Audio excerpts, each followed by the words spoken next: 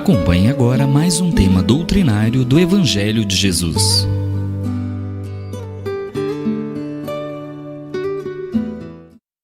Olá, queridos irmãos, os saúdo com a paz de Deus. Meu nome é Paulo Cesário e hoje nós vamos estar discorrendo sobre o tema da glorificação, graças a Deus. O apóstolo Paulo recomenda que em tudo devemos dar graças. E então, nós teremos uns minutinhos para estar assim tecendo alguns comentários a respeito. Não é isso? Porque parece antagônico. Tá certo que a gente já tem esse hábito de glorificar, de ser grato pelas coisas boas que nos acontecem. Sempre que nós somos indagados por alguma empreitada ou por alguma informação, né, a gente sempre responde glorificando. Como está a saúde do papai? Está bem, graças a Deus. E lá no emprego, como estão lá? Como estão as coisas no seu emprego? Tá bom, graças a Deus, está muito bom. Quando a gente faz uma viagem e chegamos lá ou chegamos de lá, como foi a viagem? Graças a Deus, foi ótima. Então nós estamos sempre reverenciando o nosso Criador. Nós estamos sempre reverenciando a divindade pelas coisas boas que nos acontecem. Mas e as coisas difíceis de engolir? As coisas que machucam, que angustiam, não é? Como, por exemplo, a perda de um ente querido. Aquela pessoa que a gente ama muito. A gente fala perda, mas no Espiritismo a gente não fala perda, porque no Espiritismo nada se perde, nada é para sempre, não é um até nunca mais, né? A pessoa desencarna e continua vivinho do outro lado, vem nos visitar, encontramos com eles nos sonhos, mas é difícil a despedida. Aquela pessoa que a gente gostou tanto, de repente há a descontinuação da presença, a gente já não ouve mais a voz, a gente já não vê mais aquela pessoa transitando por perto. De vez em quando dá uma saudade que dói.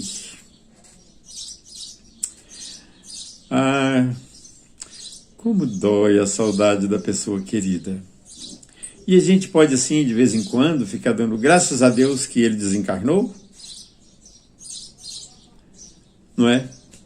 Às vezes a pessoa está indo tão bem na vida, nos negócios, prosperidade em tudo, família sadia e todo mundo assim, centrado, todo mundo assim no bem, cuidadosos, zelosos com relação às suas responsabilidades, graças a Deus. Eu nem mereço a família que tenho. Mas de repente tem algumas, ou que chegam, ou mesmo que vem para nós, né? Encarna no nosso meio alguém de temperamento difícil e que às vezes a gente fala assim, já tem até um outro ditado, ao invés de graças a Deus, a pessoa fala assim, aquele abençoado. Está lá aquele abençoado, ou aquela abençoada. Isso é no sentido de que essa pessoa dá muito trabalho. Quando dá muito trabalho, as pessoas já usam outro termo. Já não é mais o termo graças a Deus. Fala, aquele abençoado está lá. Há muitas pessoas que usam também outros termos, como relacionamento, quando está difícil, principalmente no meio espírita, a pessoa fala, está lá meu instrumento de evolução. A gente está assim bastante desapegado às coisas e resignado diante daquilo que a gente não pode modificar, né? Estamos lá até vendo onde é que vai, para ver como é que fica. Espero que não tarda muito a solução desses problemas. Mas quando a gente, de repente, a vida vira de cabeça para baixo, você perde as coisas, quem está rico fica pobre. E também não é fácil a pessoa rico ficar pobre. É um pouco difícil, sabe? Dói. Das uniões, né? Ou das desuniões, mais ou menos assim, mais de 50% das desuniões são levadas por mudança de padrão de vida. Mudou a coisa, perde o encantamento, vem as dificuldades, e aí não sabe administrar a dificuldade. Porque com dinheiro, né, com o poder, com a fama, as coisas são facilitadas. Há muitas pessoas que estão na companhia de alguém, não por ela em si, mas pelo que ela propicia. Às vezes valores, né, valor no sentido financeiro, né, pelo que possui, pela fama que tem, pela proteção que oferece. Mas quando essas coisas saem, que só sobrou a pessoa, e agora, o que eu faço com isso? Eu não estava preparado para viver com ele sem as coisas que ele tinha. Ele, eu falo assim, o outro, né? A outra pessoa. Agora, desse jeito, eu não sei agora o que fazer. Até então não tinha pensado nisso. Às vezes a pessoa está assim, indo em mil amores, a vida está maravilhosa, está sorrindo, está pródiga. E de repente há uma alteração e que a outra pessoa que ficou prejudicada, fragilizada, as coisas que aconteceu, pode trazer assim um entristecimento para aquela pessoa em ver afastar de si aquilo que ele julgava seguro. Outro dia eu estava ouvindo umas músicas do Barrerito, da dupla, do trio, né, trio Parada Dura.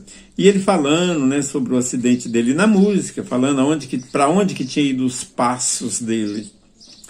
E ele agradecendo pela cadeira de roda, mas a gente sentia dor na música, sabe? A gente sentia, assim, uma profunda tristeza. Eu, pelo menos, captei isso. Não sei se todo mundo captou, né? E aquela coisa, assim, parece que ele falando da dor dele, do abandono, de estar sozinho, né, que sobrou para ele uma cadeira amiga, e aquela coisa que mudou tudo para quem tinha, assim, multidões, e locomovia, ia para onde queria. Quando mudou, que ficou sozinho, houve separação também da sua dupla lá, do seu trio, e aí eu senti nas músicas dele, assim, parece que abandono, né? Ele falando assim, olha onde eu estou, aonde eu fui parar, como que eu estou aqui agora. Então a vida da gente muda, e muda assim significativamente, de repente. De repente. A coisa vai indo e desgringola. Esse termo desgringola aí é o termo que a minha mãe usava. Minha mãe falava assim, tá desgringolando tudo. Não sei o que significa desgringolar, mas significa que a coisa está desarrumando. Então a gente vê assim, olha, mas como dar graças a Deus por coisas tristes que acontecem, não é? Tem hora que a gente olha e fala, gente, mas se não for analisado, a gente vai ver isso, né? A nossa palestra hoje ela é dividida em blocos, né? Blocos 1, 2 e 3. Então a gente vai ver no bloco 2 aí alguma coisa a respeito da visão espírita dessas coisas, né? Mas hoje nós estamos diante de circunstâncias que dá para a gente parar e pensar e falar assim, olha, parece que tem alguma coisa errada. O apóstolo fala, em tudo dai graças. E aí de repente a gente fala, mas tudo? Tudo? Ué, como que faz, né?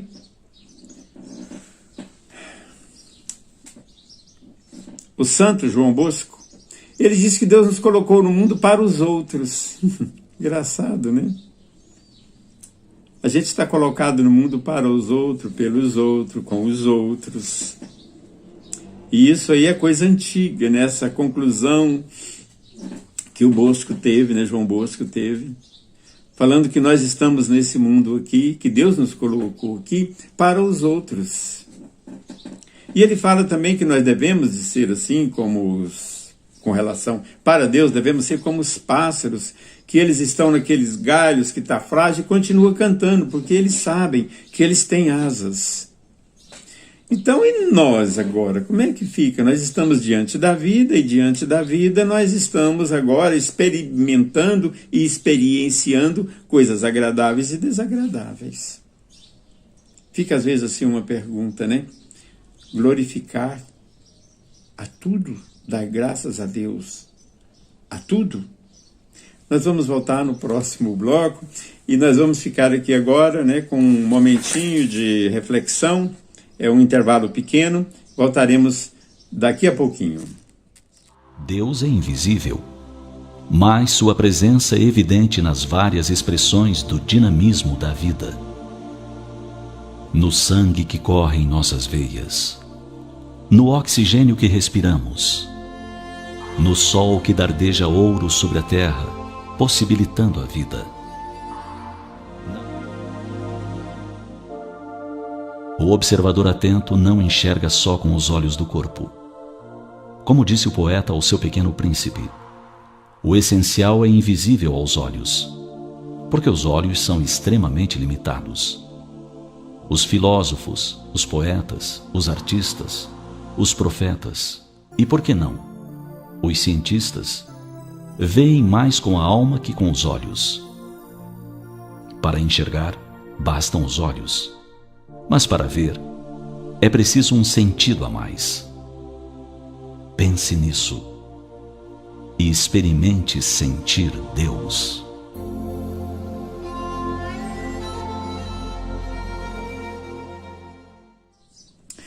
Olá, voltamos então para a continuidade desse assunto maravilhoso, não é? Que é em tudo dai graças, ou graças a Deus sobre esse termo de glorificação. A gente vê assim que nós estamos num mundo onde tem o certo e o errado e a gente gostaria que tudo fosse certo. E às vezes nós pensamos que nós estamos certos e que as outras pessoas estão erradas, se pensarem diferente de nós. Então, nessa coisa entre o certo e o errado, que o Emmanuel fala sobre a razão, que o espírito ou o homem alcançou a razão nada mais, nada menos que 40 mil anos, que nós já sabemos o que é certo e o que é errado. E até hoje ainda nos fere, não é?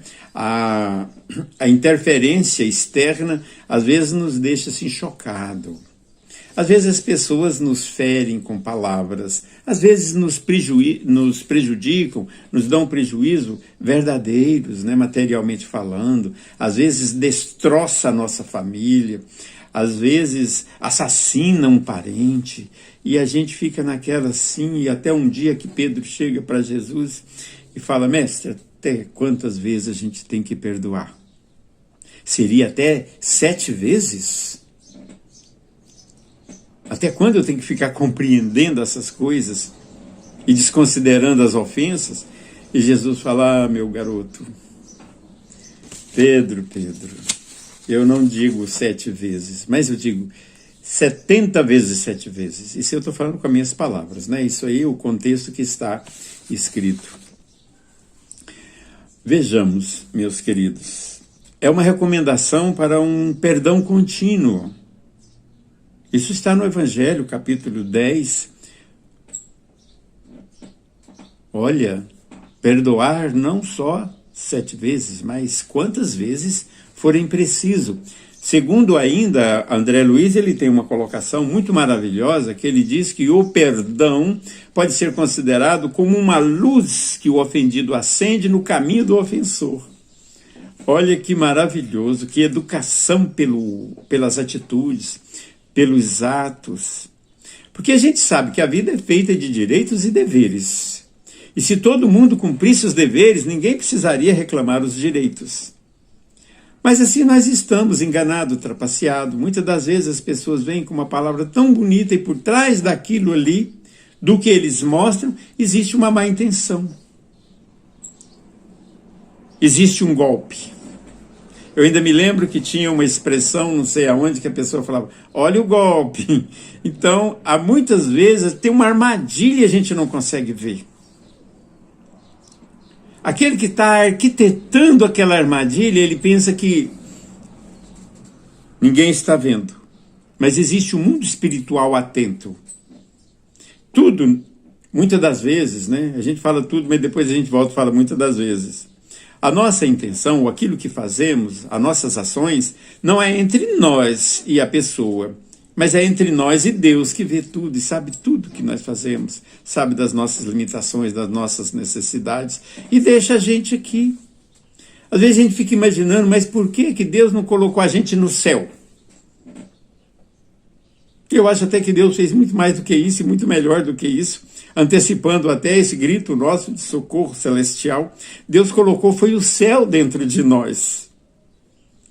E a pessoa fica imaginando assim, não, eu tenho um inferno aqui dentro. Não, não tem, você tem um céu.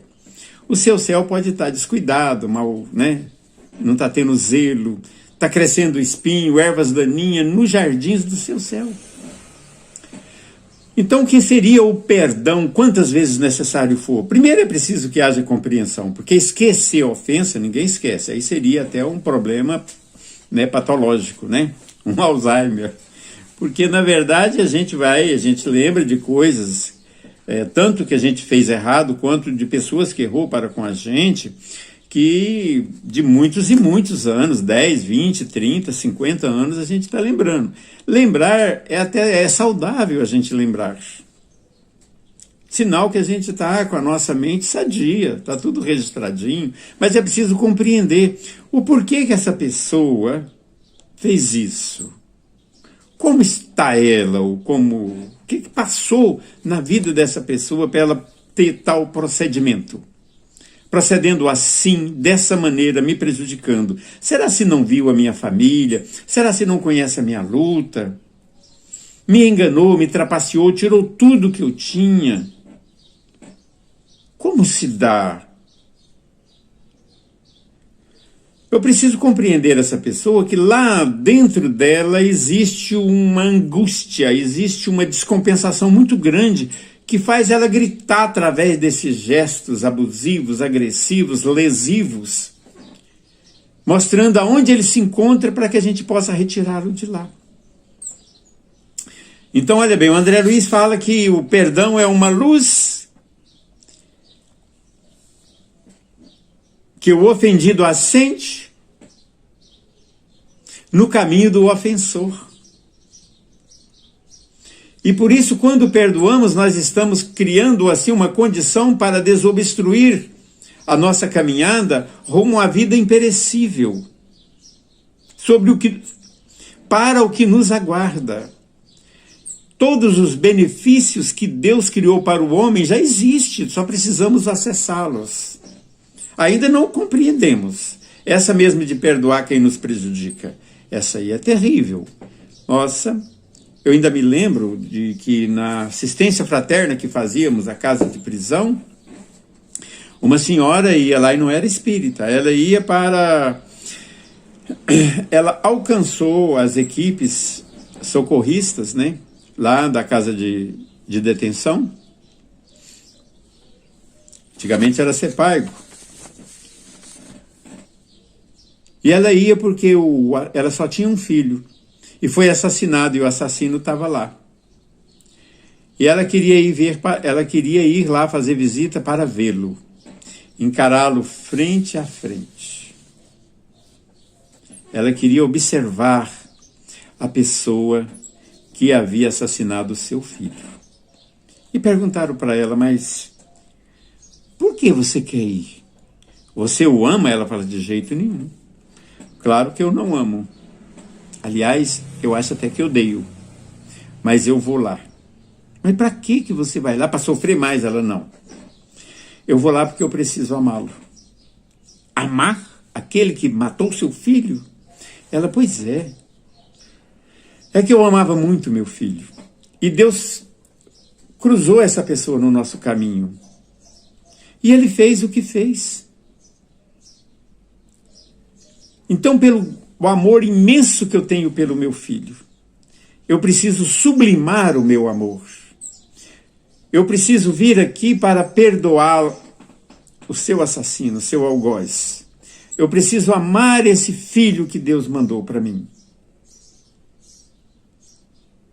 Só quando eu estiver amando a essa pessoa, perdoando-a de coração, compreendendo as suas dificuldades, os seus anseios, as suas mágoas, quando eu alcançar isso e poder amá-lo como filho, o meu amor será capaz de alcançar o meu filho aonde ele estiver e consolar e curar o meu filho aonde ele se encontrar. E não era espírita. O objetivo dela ir ao encontro para amar o inimigo, o agressor, aquele que feriu de morte um coração materno. Ela ia então para estar perto dele, de início trêmula, mas ela conseguiria. Não sei como essa história terminou, mas ficou assim na minha mente. A coragem, a caminhada, a busca de acender uma luz no caminho daquele agressor, para que ela pudesse alcançar a libertação e que ela pudesse caminhar por um caminho de sublimidade, para que ela pudesse, então, auxiliar o seu filho com seu amor purificado. Então, às vezes, a gente fica assim imaginando por que as coisas acontecem, coisas ruins acontecem. Não acontece coisas ruins. Deus não manda coisas ruins para nós. Todas as coisas podem ser mal vistas, mal entendidas, né? A gente pode não dar conta de fazer uma leitura à altura dos favores ou do favorecimento de Deus para conosco. Mas tudo que vem está nos induzindo a mudar a nossa visão, para ver a vida mais além. Porque às vezes eu vejo você. Mas o que tem além de você? Qual é o propósito do seu aqui e agora? O que está se passando contigo? De onde você vem? De qual é a sua realidade? E o que nós iremos alcançar a partir de agora? Então é sobre essas coisas que o Espiritismo vem colocando luz no nosso caminho. Às vezes a gente vê um lar em terrível penúria. Em o livro Libertação, uma obra maravilhosa também, psicografada por Chico Xavier, esta obra, Libertação, conta a história de uma senhora de escravo, na época antiga, né? Descobre que o seu marido tinha um caso com uma escrava, e tinha 2 filhos. Agora, os escravos não eram dono deles. As escravas não eram também, eram submissas, era o que eles quisessem que ela fosse ou que ela fizesse. Era obrigada, sob pena de ser açoitada. Então, 2 filhos. E ela, como mulher, deveria ter compreendido a situação da escrava. A escrava não era uma sedutora do Senhor, mas ela era uma escrava, inclusive uma escrava sexual. E que engravidou e teve 2 filhos. E os filhos trabalhavam como escravo também na fazenda. Olha que coisa estranha. O pai deixar o filho ser escravo, continuar escravo, porque é filho de uma escrava. Então ela, ao invés de acolher e ajudar, não. Ela expulsou, tocou, separou ela dos filhos, vendendo ela para um outro senhor. E esses filhos, então, ficaram assim jogados, humilhados, judiados, até que desencarnaram também. E assim desencarnou todo mundo, assim, o senhorzinho, os 2 escravos e a mãe. No mundo espiritual, eles estavam lá em forma perispiritual, deformada, em forma de ovoides, sugando essa senhora. André Luiz faz lá, assim, uma pesquisa dentro do que estava acontecendo e descobriu o ódio que estava naqueles OVNIs. Naqueles ovoides. E eles não perdoavam de jeito nenhum. Eram os 2 escravos e a mãe, que, unidos através do ódio, do desejo de vingança, da incompreensão, de tudo, eles estavam lá como carrapatos sugando ela. Então André Luiz foi informado de que aquela situação iria ter um desdobramento através da reencarnação. Aquela senhora, a sinhazinha, iria reencarnar e casar com o mesmo esposo, mas numa pobreza danada. E ela então iria ter uma juventude perturbada. E só iria ter assim um pouco de paz, de sossego, quando ela estivesse beijando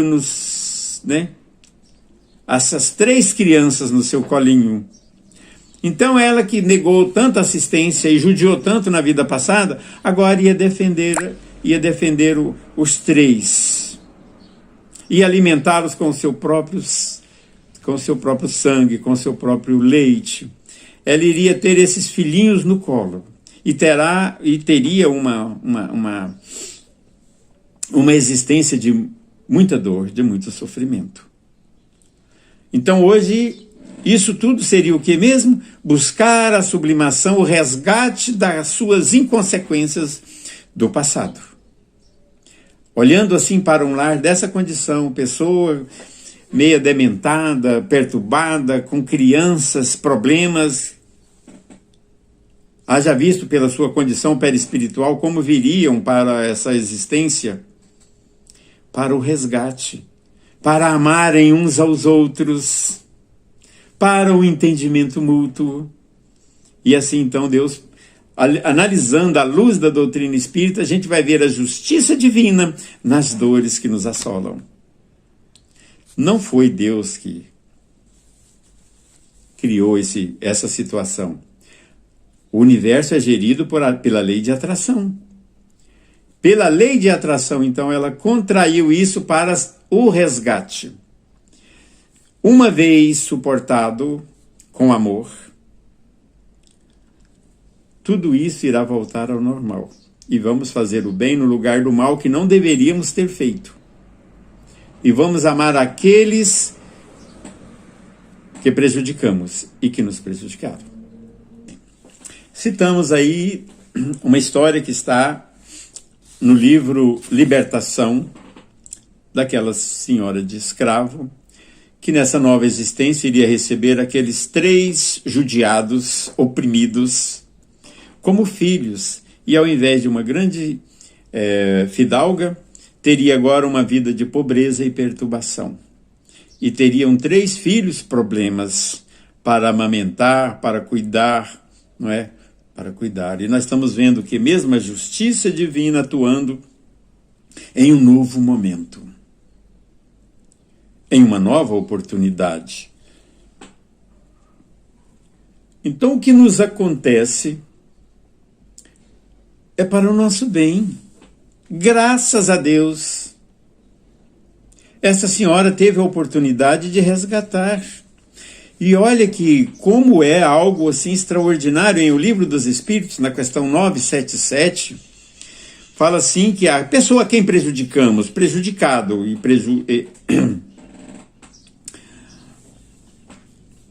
quem prejudicou e o prejudicado, estarão no mundo espiritual sempre, frente a frente, encarando um?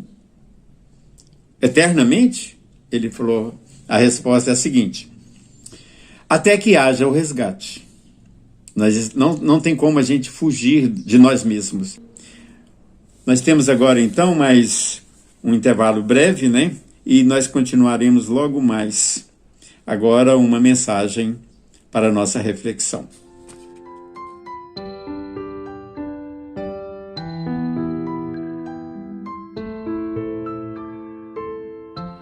Quando dedicamos as nossas horas na convivência salutar com os familiares, estamos bem aproveitando a vida. Quando fazemos exercícios, nos distraímos no lazer, na descontração saudável, estamos dando valor à vida.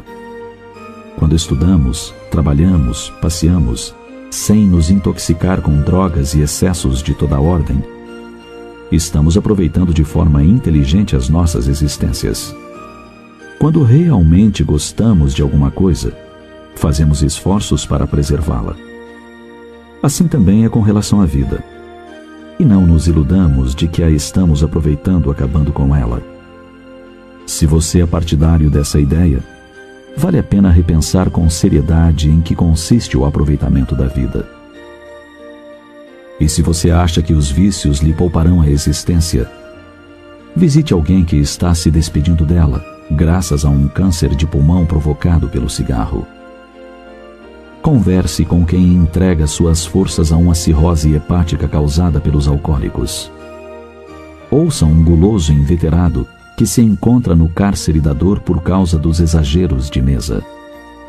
Visite um infeliz que perdeu a liberdade e a saúde para as drogas que lhe consomem lentamente. Vislumbrando a vida por esse prisma, talvez mude o seu conceito sobre aproveitar a vida. vida é um poema de beleza cujos versos são constituídos de propostas de luz, escritas na partitura da natureza, que lhe exalta a presença em toda parte. Por consequência, a oportunidade da existência física constitui um quadro à parte de encantamento e conquistas, mediante cuja aprendizagem o espírito se embeleza e alcança os altos planos da realidade feliz. Retornando nossa reunião virtual, o tema, graças a Deus. Pois bem, como nós vivemos o universo, todo o universo, é governado pela lei de atração. Tudo aquilo em que sintonizarmos estamos atraindo. O nosso pensamento é um imã poderosíssimo, capaz de nos colocar de encontro com aquilo que nós desejamos. Então, muitas das vezes nós até culpamos a Deus, né? Deus não tem olhado por mim, Deus tem pesado a mão. Mas na verdade não. Olha que quando Deus coloca Jesus no nosso caminho, e Ele vem trazendo assim um jeito de existir tão extraordinário. Jesus é o caminho, é a verdade, é a vida e vida em abundância. Andar, existir nos padrões de Jesus, a vida torna-se suave, leve. Porque o que vai acontecer conosco são coisas que nós requisitamos das leis divinas para tirar de nós aquilo que nos atrapalha e prejudica os outros. Nós estamos aqui nesse mundo fazendo aqui um curso de bondade. Nós estamos aprendendo a viver como humano, nos capacitando aqui, habitante de mundos melhores. Essa é a verdade. Olha o que Jesus disse, o maior mandamento: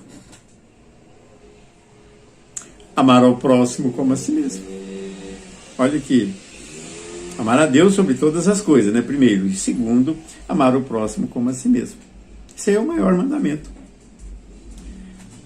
Temos a gente como referência, não é amar o próximo mais do que a nós mesmos. Igual a nós queremos o melhor para nós. Quando a gente vai ao supermercado, chega lá, a gente está numa banquinha lá, escolhendo o melhor.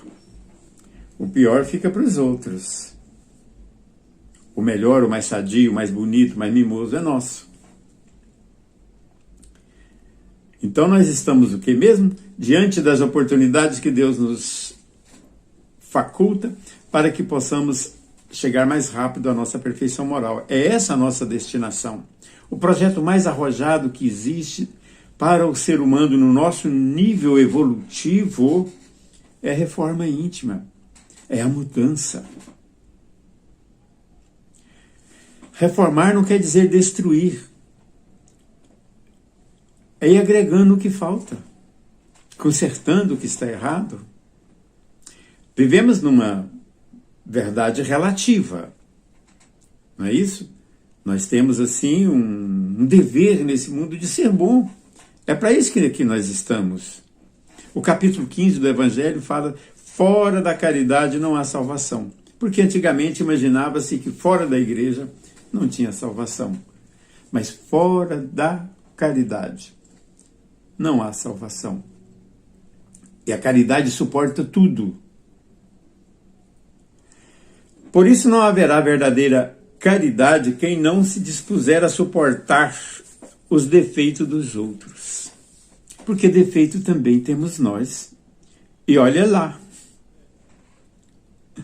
que são muito, mas não podemos assim de maneira alguma nos fazer assim uma estação de pensamento, de pensamentos negativos, de coisas ruins, de pessimismo, não é? A vida é boa, é maravilhosa, vamos desfrutá-la. Vamos angariar amigos, vamos ser simpáticos. Não é? Vamos ser simpáticos. Simpatia é o amor que sorri. Quando o meu coração olha para o seu coração e um sorri para o outro. Então, todas essas coisas que se nos apresentarem como obstáculos, devemos dar graças a Deus. Seja na dor, nos momentos pesados, seja nos bons momentos.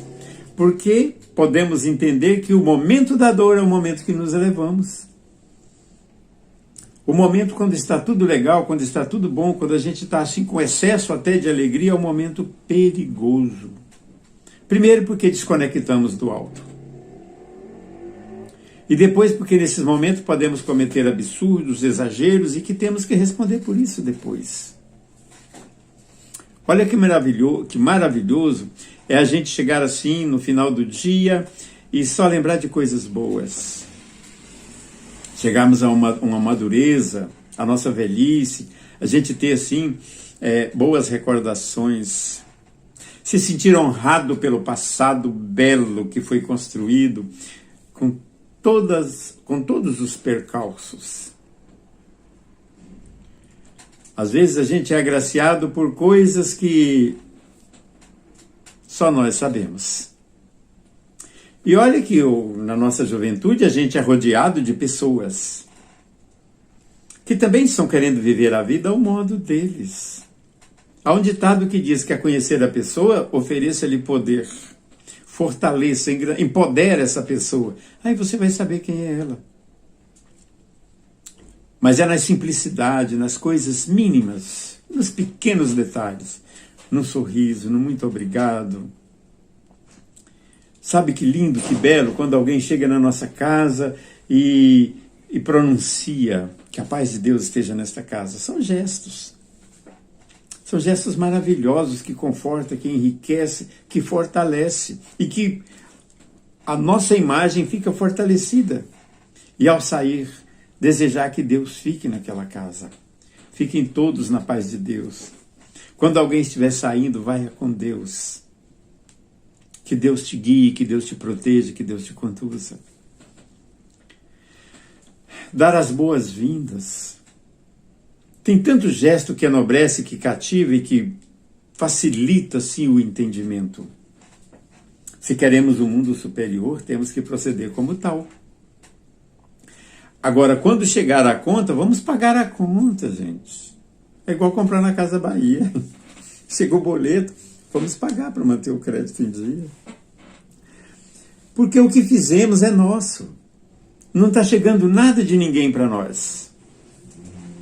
Há coisas no Evangelho, segundo o Espiritismo, no capítulo 5, item 4 e item 6, fala de causas atuais das aflições e causas anteriores das aflições.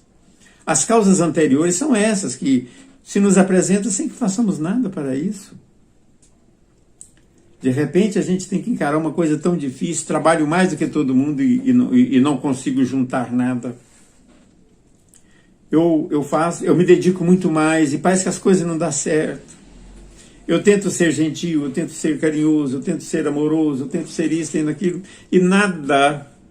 Eu sou sempre assim, encostado, calma.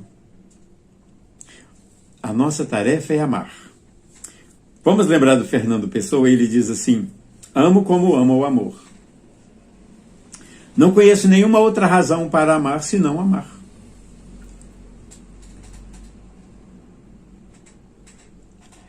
Que queres que eu diga, além de que te amo? Se o que quero dizer-te é que te amo. O amor, ele é extraordinário e é uma ferramenta divina à nossa disposição. O André Luiz fala tanta coisa bonita, ele diz que o trabalho é o amor que constrói. Ele diz que a filosofia é o amor que pensa. Ele fala que o orgulho é o amor que enlouqueceu. Ele diz também que o sensualismo é o amor que se envenena. Que a vaidade é o amor que se embriaga. Mas ele diz que a razão é o amor que pensa. E a vida é o amor existencial. São muitas coisas que estão assim à nossa disposição, que é só a gente mudar a nossa ótica. Porque não tem nada errado esse mundo nosso. Não é um mundo de prazeres. Esse aqui é um mundo de provas e de expiações, onde nós somos responsáveis por tudo que fizermos. Diz o Chico Xavier que tudo que fizermos no nosso dia, simbolizado por uma folha em branco, nós estamos escrevendo uma carta para nós mesmos com os nossos atos, com as nossas atitudes, e que futuramente recebemos. Então o melhor da vida mesmo é viver ela de uma maneira extraordinária. Porque a vida é um presente que Deus nos deu. E o que fizermos dela é um presente que damos a Deus. Possamos estar seguros de que amanhã o dia será um outro dia e melhor. Mas se a gente não esforçar para melhorar, amanhã vai ser o mesmo dia de hoje. Não vai mudar nada. Muito pelo contrário. Aquele que lamenta será um dia propício para a lamentação. O pessimista será um péssimo dia, igual ontem. Meu Deus do céu, até quando isso dura? Não acaba nunca. Pintou uma dificuldade? É problema. Vamos resolver o problema. O problema tem que ser eliminado. E tem que ser eliminado por nós. Precisamos trabalhar o problema. Precisamos dialogar com o desconforto. Por que que isso está acontecendo? Aonde que está a raiz disso? Item 4 do capítulo 5 do Evangelho segundo o Espiritismo. Se não encontrarmos a causa do nosso desconforto nessa vida, é porque está fora dela. Deus não criou nada que não tivesse uma utilidade. E nenhuma folha cai sem a permissão dele. Está tudo previsto nas suas leis. E se nós, ao recolhermos para o descanso, ao dormir, passando o nosso dia assim em revista, e a gente não encontrar nenhum ato, nenhuma palavra, nenhum nada que desaprove a nossa conduta diária, olha que maravilhoso. Tem tanta coisa que é supérfluo, que é coisa desse mundo, e a gente fica pego a isso, nós nos agarramos às coisas que vamos deixar. Sabe o que acontece quando a gente deixa isso? A gente está vazio, porque tudo que a gente tinha era coisas que vai ficar. Agora, pessoas não, pessoas têm valores, não é? Pessoas, elas são hoje o que são, mas amanhã serão melhores. Diz o André Luiz que o malfeitor de hoje, esse que está equivocando, fazendo coisas erradas, será o grande conselheiro amanhã. Será um mentor, será um sábio. Nós não temos dois sentimentos, um para odiar e o outro para amar. Quando aprendemos a amar, a gente já não consegue mais odiar. Quando a gente sente que a outra pessoa merece ser beneficiada, ser zelada, a gente já não dá mais conta de prejudicar. Quantas pessoas hoje são defensores dos animais? Que advogam, que lutam para que os animais sejam bem tratados? Não é isso?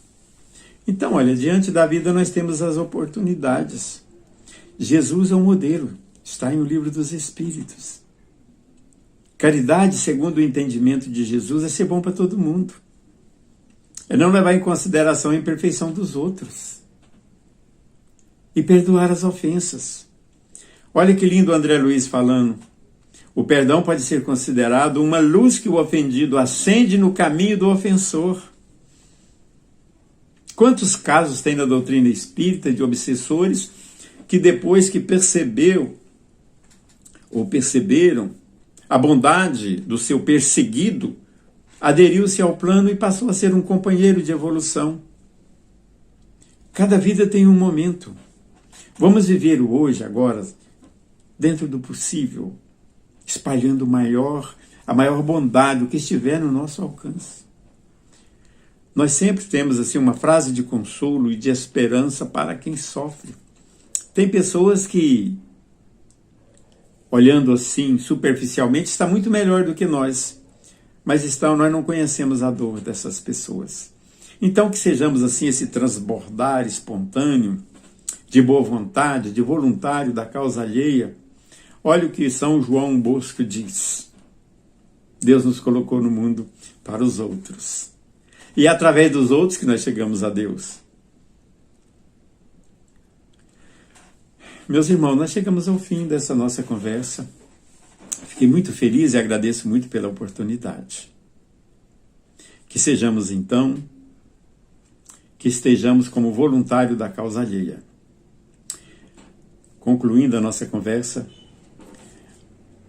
Adolfo Bezerra de Menezes nasceu em 1931, não é isso? Ele nasceu em 31 e morreu em 1900. É 20 anos mais velho, exatamente 20 anos mais velho que Eurípides de Barçanufo.